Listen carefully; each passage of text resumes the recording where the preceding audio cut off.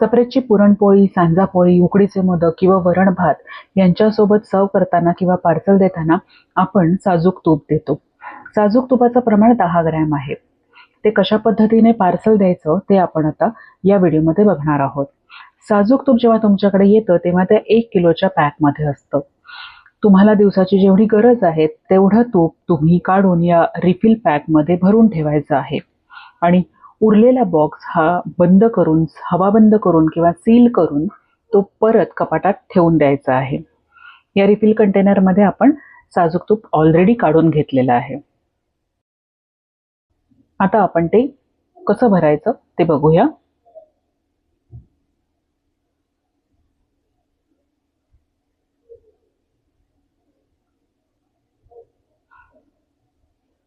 उपवासाचं थालीपीठ भाजताना देखील आपण तेलाच्या ऐवजी ह्याच तुपाचा वापर करतो.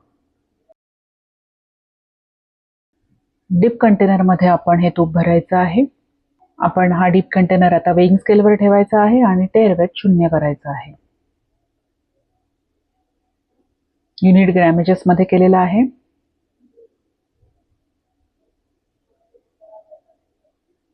टेअरवेट 0 करूया आणि याच्यामध्ये आपण 10 ग्रॅम साजूक तूप भरायचं आहे.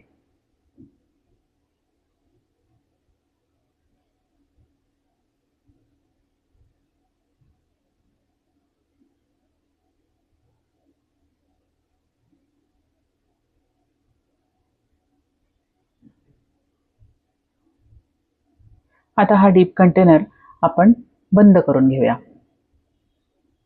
डीप कंटेनर बंद करताना तो मागच्या बाजूनी प्रेस करत करत पुढे लॉक करायचा आहे.